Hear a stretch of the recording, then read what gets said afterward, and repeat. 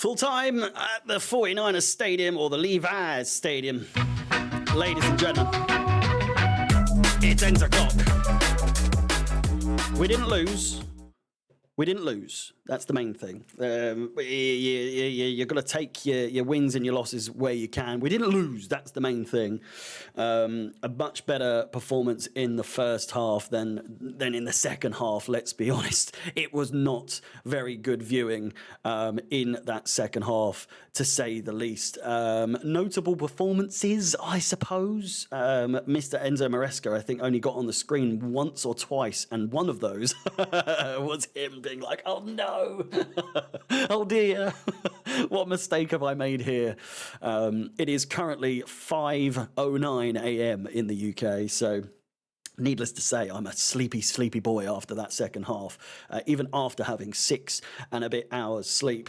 2-2 the final score. Yeah, the people love to overreact, don't they, and take things a little bit too far. Obviously, I was joking on the watch along just now with Alex, playback.tv/Alex Goldberg, for those of you that weren't aware. Obviously, the next game will be Celtic, a much more understandable time, a much more respectable time, should I say. But goals from Christopher Nkunku and Leslie Ugochukwu, of which the latter, Ugochukwu, being obviously more of a performance that a second half performance, shall we say. It wasn't much better than anyone else. Certainly got better as the game went on, but overall, definitely not the worst player out of the players that came on in the second half. Is it Mark Guiu? Mark Guiu. Gooey, however you say his name, seems very hopeful indeed. We were talking about who out of these players are likely to get a loan move, who is likely to get a chance to really challenge for a first team place next season or this season coming. And Mark Guiu, who arguably, according to FOTMob and SofaScore and the eye test, would suggest was the best player on the pitch, alongside the likes of your Levi Colwill, your Romeo Lavias, your Nkunku, who scored a goal, albeit a tap-in. Well, it wasn't really a tap-in, but it was a follow-up, and a good goal at that. Reece James playing that inverted role, very good to see him. I had to ask whether or not, because, let's be honest, playing an inverted role, it on the face of it looks as though that there is going to be more running involved. But if you really think about it, now it's been explained to me, for a player like James at least, obviously everyone knows, if you watch enough football, you'd know what an inverted player it does, especially if the back of the end, back of last season, you'll have seen Mark Cucurella in that role. And so in possession, less running, more of a jogging motion into the centre of the field, rather than bombing it down that right-hand side, so to speak, and then having to run back and forward and back and forward. So less straining on the old hamstrings, less straining on everything for Reece James, whereas in possession, he can just jog into that centre midfield role. And so, tossing is going to be having a bit more to do if he is to play as that right centre-back role. Obviously, it's more down to the right winger, left wing back, to do that, of which Tyreek George, not the performance I was promised, I must say, not the worst performance, but obviously didn't manage to get too much in the way of a shining first performance, shall we say. Certainly not terrible again, but certainly not one to remember, especially as a debut, I think.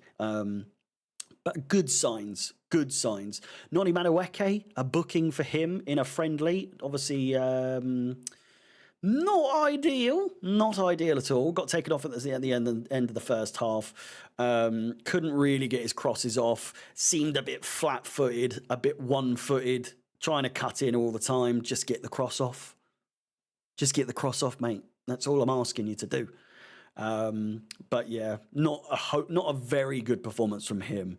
Again, Badia Shield, didn't really see too much of him. There wasn't much in the way of a shining performance as there was for the likes of Wesley Fofana, who you're probably thinking didn't do like an exceptional amount.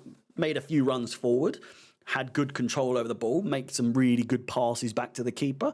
But overall, the main thing to take away from Wesley Fofana is that he has finished 46 minutes of play.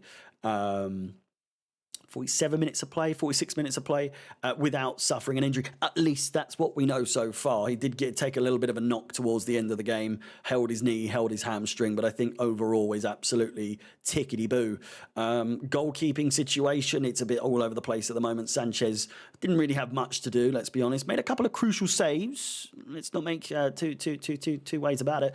Bergstrom, on the other hand, I don't think there's a future for him at Chelsea Football Club. I must say that there is not necessarily a future for him. You never know. You never know. The main thing to take away from a game like this is, of course, it is the first game of pre-season. It's not ideal. We did win 5-0 against this team last pre-season. To then go from that to drawing 2-2, it's not the best. It is not the best. Even if we conceded just one goal, that's not great. But to concede two, it's a whole new kettle of fish. But at the same time, the first half side, if they were playing for the whole time, I don't think it would have been a completely different scoreline. Bergstrom, not a starter. Ben Chilwell, probably leaving. Achimpong, not a starter. Fofana, I'm only joking, by the way. I love Fofana. It's good to see him back. Andre Santos, not a starter. Ugachukwu, arguably, and also the best player out of the players that came on in the second half. Angelo, not a starter. Breuer, Lord knows he's not a starter. He stank the gaff up. Raheem Sterling, get out. Go. I was so annoyed to see his face. Malo Gusto, of course, a starter more often than not last season, but by proxy of the injury for it is what it is. I just am a little wary, obviously coming into the game on Sunday against Celtic, that they did register a 4-3 win over Manchester City. So it do be a little bit worrying. We might take it a bit more seriously. Not that we didn't take this seriously, but I don't know. Halftime substitutions are always going to be a full change of the side.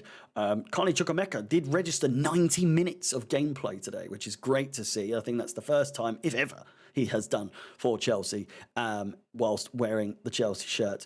But overall, I think Enzo Maresca at one point was definitely debating his life choices, scratching that bald head, that luscious bald head. But hopefully brighter days are ahead. Please like the video, subscribe, hit the bell notification to be notified of any future content on the channel. Again, it is only 5:15 in the morning, so I'm a bit quiet. But nevertheless, it's going to be a bit louder on Sunday as the game is at a more respectable 9 p.m. Thank you so much for watching. Again, please like the video, subscribe, hit the bell notification to be notified of any future content on the channel. It's 10 o'clock, ladies and gentlemen. Thank you for watching. See you later. Goodbye.